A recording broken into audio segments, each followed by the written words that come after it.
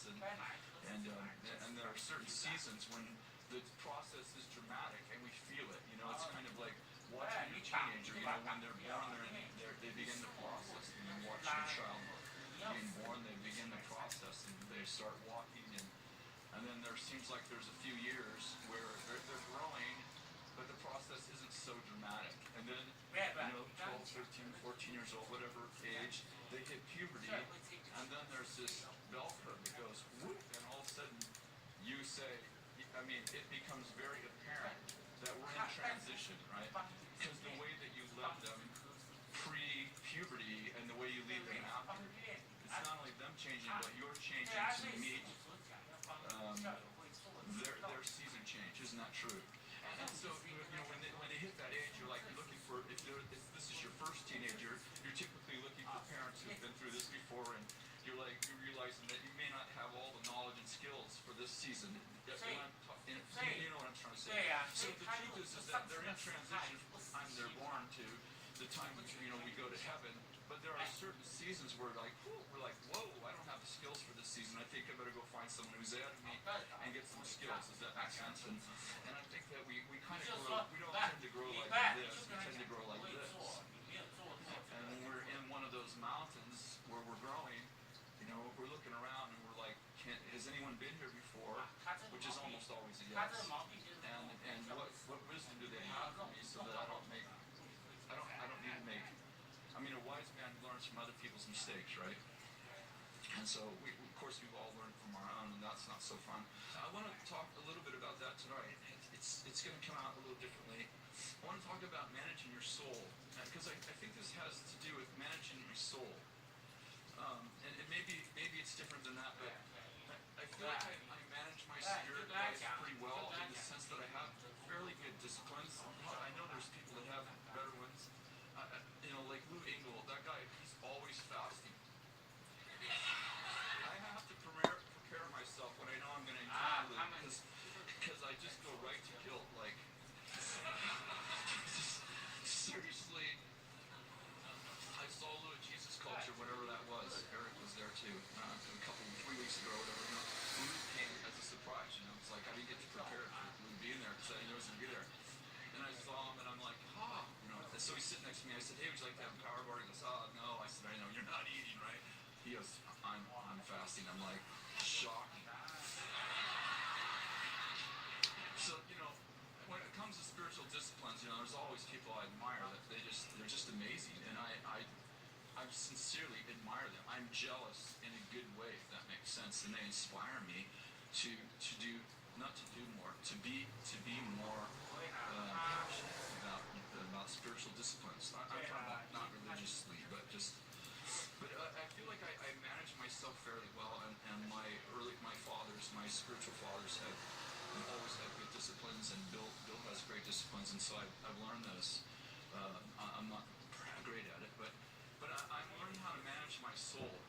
That we have a responsibility to actually strengthen ourselves in the Lord, and we have a responsibility to take care of our triune man. I love the emphasis that Benny has had lately, probably in the last 10 years or so, maybe it's been longer, but that I'm aware of taking care of our bodies. And I think God wants us to take care of our whole man. And you know, I think in the early days we were under this impression, let me discipline me, on me. I was under the impression, like, if I take care of my spirit man, like if I pray and read the Bible, and I love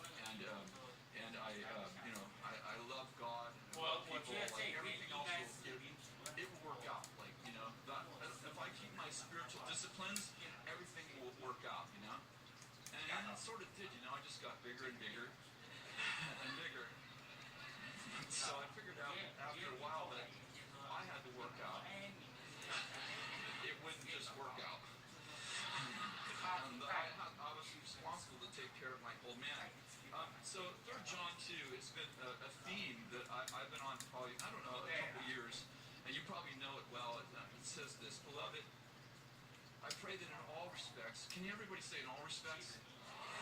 That you may prosper. Say prosper. That's just good for us. You weren't as excited about the word prosper. Would you just say prosper?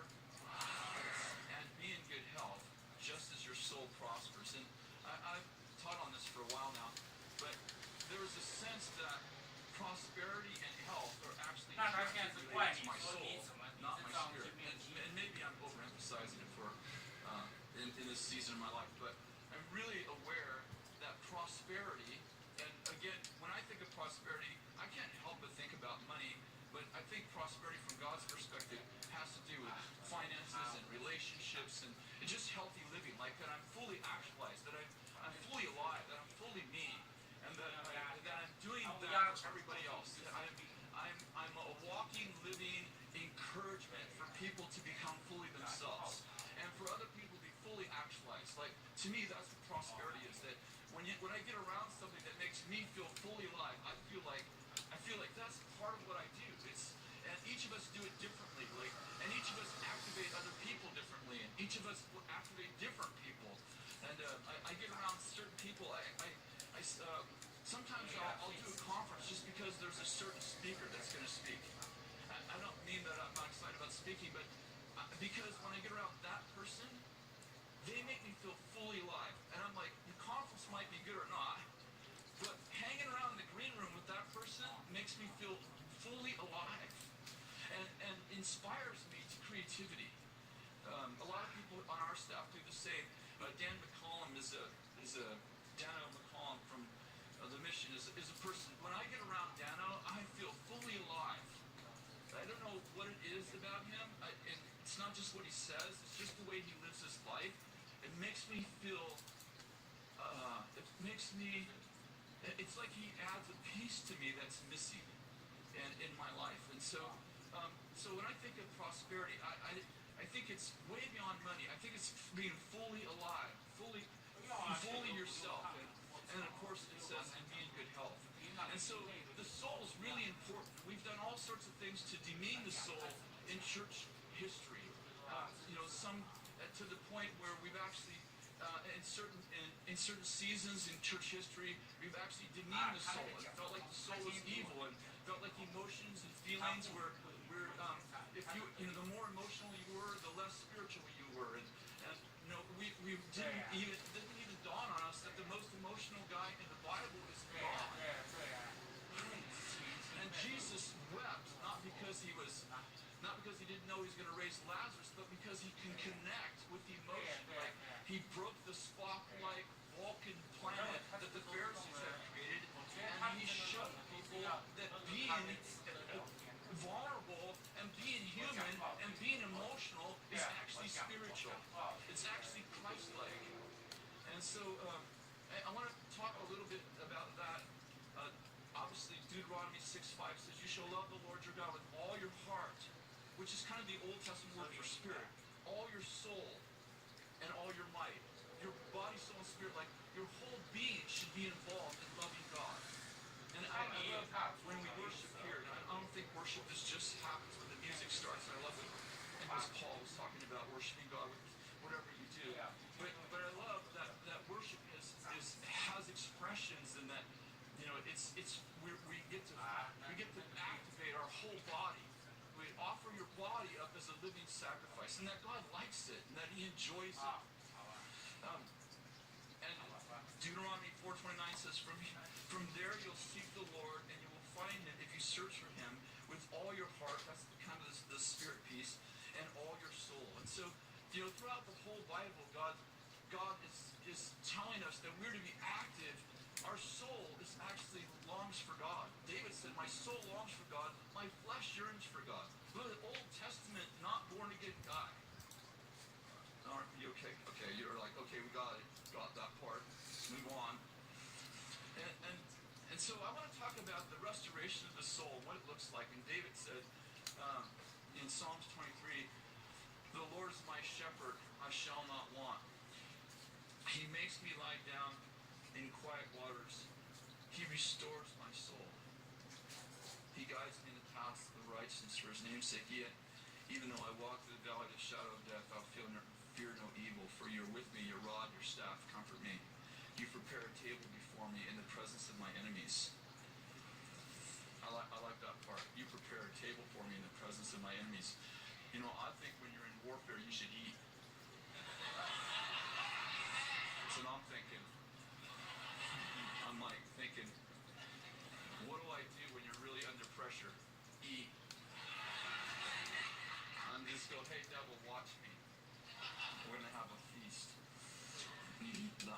true. But anyway, prepare a table for me in the presence of my enemies. You anoint my head with oil. My cup overflows. Surely goodness and mercy shall follow me all the days of my life, and I'll dwell in the house of the Lord forever. Obviously, the part I want to key in on is David says, the Lord restores my soul. Not my heart, not my spirit, which I'm sure he does, but in this David's case, he's talking about the Lord restores my soul. And I want to ask you, what do you do to rebuild your soul? And what do you do to expand your creativity and compassion? Your capacity for creativity and compassion. And I was having a conversation with some friends the other day. I still have some. It's pretty cool. They're not on Facebook. And I realized this, like, our spirit has unlimited resources. How many of you know that the spirit world lives in eternity? Like, you're already seated in heavenly places. How many know you're already seated? You're bilocational, as Steve Thompson said in the conference, which I thought was awesome. Your spirit doesn't sleep. Your soul sleeps, but your spirit doesn't sleep. You know, sometimes when you have a dream, have you ever had a dream and you felt like you woke up in the morning, even though you slept really well, but you felt like you worked all night? And sometimes a dream is when your soul sleeps and your spirit has an adventure. And you remember it as a dream, but it's actually an experience that your spirit had with the spirit realm while you slept. Because the spirit never sleeps. And so your spirit, man, he's amazing. Yeah, how many know the spirit is willing, but the flesh is weak? You know, the flesh isn't evil, it's just weak. And so your spirit can do things, and your spirit has strength that your soul and your flesh don't have. And I've likened it many times to, you know, when our grandkids were little, you know, especially when they're the first year and a half where they're learning to walk. And if you're walking through the mall with them, you're holding hands with them, you know, if you're going to walk at your pace, they're going to be dragging. So, you know, I can walk at a pace. It's not that there's anything wrong with their walk. It's just that they're learning. You understand the metaphor? It's like, there's nothing evil about them. It's just that they're learning. Like, they're not mature. Their pace is much slower. And I think that, you know, if we live by the Spirit and follow the Spirit, which we should, we need to realize that my spirit can do things and has strength that my soul and my body don't have. And so, you know, so many of the early revivalists, if you've read many of the stories, and I've read some of them, some of our team are really like, they're like historians of former moves of God. And the stories just go on and on about men and women who loved God and who crashed over and over and over.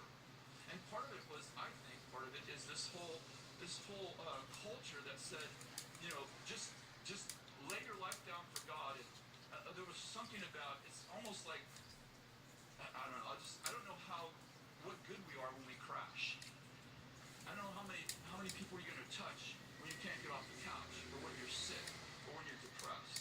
And some of these people, they just prayed for people for hours, 7 days a week, until literally their spirit could still function, but their body and their soul was completely and totally crashed. And then many of them did crazy things, you know, that probably shouldn't be repeated from the podium, but many of them did crazy things. And I watched in our own movement and with our friends, I've watched people who totally love God get so exhausted that they end up looking for encouragement and love. I mean, they're instead of encouraging themselves in the Lord, instead of stopping life and letting their soul get restored, they run off with somebody. They do something stupid. And I think this is really important. And I've become aware that our soul is limited and has finite resources. We can overdraw our soul's ability to cope with life. You can be overcommitted, but you can't be overdrawn with time. Time runs out. By its definition, its definition means it's finite. I ran out of time to get that project done. Let me tell you what I mean. Sometimes if you don't manage time well, and there's all kinds of tools that manage time, right? We manage time. Like there's time management classes you go to. By the way, they're all good. But you can run out of time. You can say, well, I ran out of time to get that done. You can run out of time because the nature, the definition of time is that it's finite. There's only so much of it. So you can finally run out of time. Here's the challenge. In other words, you can't, I understand that this is a little bit subjective, but you can't overdraw time because time runs out. Does that make sense? You can be overcommitted, but you can't be in two places at once, so you just run out of time. The challenge is that you don't, your soul doesn't have the privilege of running out. It's kind of like this. If time is gasoline, you can be driving down the road and you can run out of gasoline. And what happens when you run out of gasoline? The car stops. And you have to go get more gasoline. But it doesn't hurt anything. You pull over the side, you go get gasoline, you're frustrated, you ran out of gasoline. But if you think of your soul like the tires on your car, the tires don't determine your tires don't propel you, the engine does. So you can run on bald tires. Does that make sense? You can keep driving even though the tires are completely bald until one blows out. And when it blows out, how many know that's not going to get more gasoline? That's a repair. Are you following me? And I guess I'm watching the world around me and lots of the people around me in my own world, and I'm very concerned about my own world, and I'm feeling like I was having a conversation with some very powerful people in my world, and actually just began as a prophetic word. I had this prophetic word for a friend of mine, and I said, we're having lunch one day, and I said, I'm very concerned that, not that you're doing anything wrong, but that God is opening up prominence for you. The doors are opening, more people, and I see God promoting you. And she's like, okay, that's good. But I have this warning. And she said, what's the warning? I said, the warning I have is that you're not going to manage your soul well because you haven't learned to manage your soul well because you haven't needed to. Like you have this much capacity, and actually you're living in a life that your soul has this much capacity, and you're living in a life that only requires this much.